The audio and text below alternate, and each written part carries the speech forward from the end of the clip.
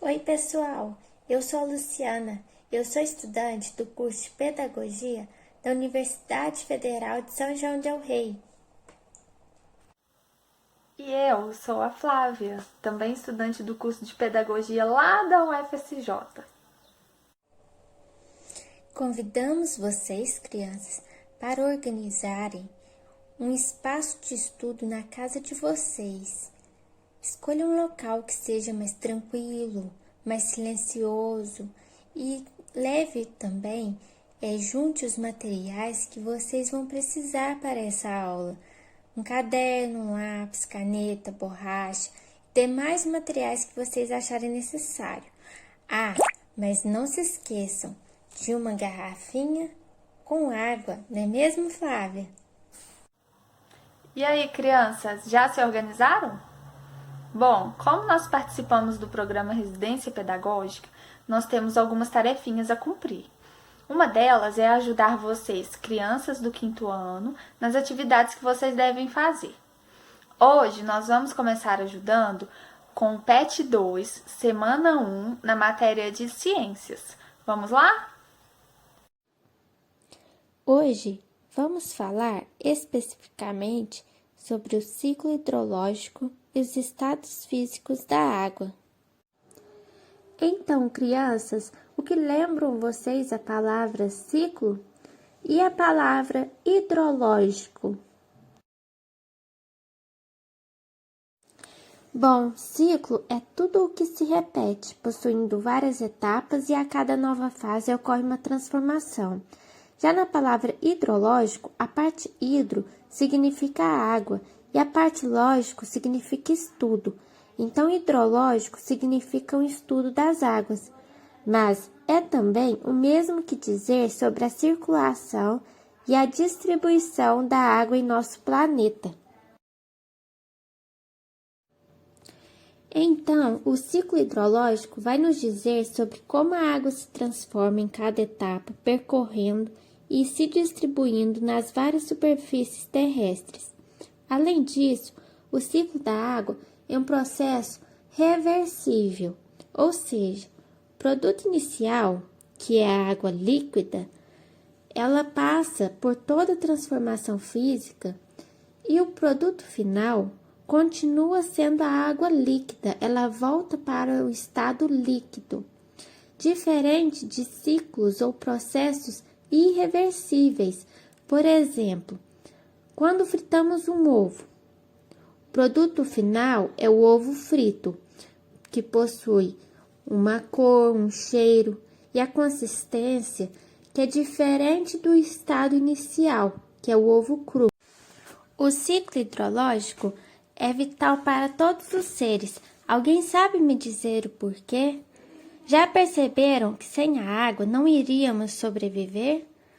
A água está presente em muita coisa no nosso dia a dia, e as moléculas que formam a água podem ter várias formas. Essas outras formas variadas que a água pode apresentar, a gente chama de estados físicos da água. E o que significa estado físico? Significa, crianças, o jeito ou a forma que a água pode estar.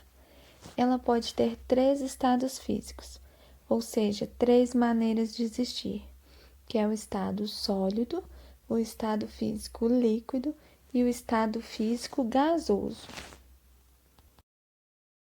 A água pode estar no estado físico sólido, que é quando as moléculas estão bem juntinhas, fazendo com que a água tenha uma forma e um tamanho bem definidos. Se lembram daqueles icebergs que vemos na televisão ou na internet de vez em quando? Pois é, eles são exemplos da água no estado sólido. Outro estado físico da água, muito utilizado por nós e também pelas plantas e animais, é o estado físico líquido da água. Desse jeito, as moléculas que formam a água não estão juntinhas, mas estão perto uma da outra. Encontramos água no estado líquido nos mares, piscinas e rios. Por último, a água pode estar no estado físico gasoso. O que a palavra gasoso lembra vocês? Lembra gás, não é mesmo? E é assim que a água existe no estado físico gasoso. a gente pode encontrar ela com a forma de gás no ar, ou seja, na atmosfera. E as moléculas que formam a água nesse estado gasoso não estão grudadas e nem próximas. Elas estão bem longe uma da outra. A água pode mudar de um estado físico para o outro, fazendo aquele ciclo que falamos no comecinho do vídeo. E isso só é possível por causa da temperatura e pressão do ambiente. Existem alguns componentes importantes para que aconteça o ciclo da água, que são a luz solar, a rotação da Terra e a gravidade. Agora, vou contar para vocês alguns tipos de mudanças do estado físico da água que podem existir. Quando a água muda do estado sólido para o estado líquido, chamamos essa mudança de fusão. Um exemplo é o gelo quando derrete. Ele deixa de ser durinho e ter aquele formato quadradinho e vira água líquida. Quando a água no estado líquido muda para o estado gasoso, chamamos essa mudança de vaporização. Mas para isso acontecer, é preciso estar muito quente ou então ter a ajuda de fogo, porque é o calor que faz com que aconteça a mudança. Um exemplo dessa mudança é as roupas que colocamos no varal para secar depois de lavadas. A água que fica nelas acaba sendo evaporada. Se a água estiver no estado líquido e mudar para o estado sólido, igual quando colocamos na geladeira para formar as pedrinhas de gelo, chamamos essa mudança de solidificação. Quando a água passa do estado gasoso para o líquido, chamamos essa transformação de condensação. Nessa mudança, a água perde calor. Um exemplo de condensação é quando colocamos uma água gelada em um copo e ele fica com um aspecto de suado, molhado por fora. Já perceberam? E também é essa mudança que cria as nuvens que vemos no céu. Por último, quando a água muda do estado sólido para o gasoso, chamamos essa mudança de sublimação. Existe uma coisa que pode ser um exemplo de sublimação.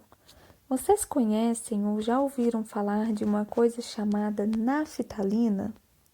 Se não conhecerem, podem pesquisar na internet para verem uma foto, ou então perguntar a alguém aí na sua casa que a pessoa pode sim te contar. Mas a naftalina é uma pequena bolinha que tem um perfume. Esse perfume tem um cheiro bem marcante e ela é usada dentro de guarda-roupa, por exemplo. Geralmente para espantar bichinhos, para que eles não destruam nem roupas e nem o próprio guarda-roupa. Com o tempo, essa naftalina desaparece, deixando de ser uma bolinha e virando um gás no ambiente. É importante que vocês saibam, crianças, que apesar da água existir de diferentes maneiras, da gente ter mares, rios e oceanos, só uma parte dessa água que existe no mundo é apropriada para a gente consumir e usar nas nossas atividades diárias, como lavar as louças, regar as plantas, fazer alimentos, tomar banho. Existem também, crianças, milhões de pessoas no mundo, muitas indústrias e muitas atividades que precisam de usar água para ser feitas. Se não economizarmos, ela pode faltar para muita gente no futuro. Então, isso é uma coisa muito séria. Mas agora que vocês já sabem da importância, né, e das formas de existir da água, vamos então, a partir de hoje, tentar economizar cada um pouquinho aí na própria casa?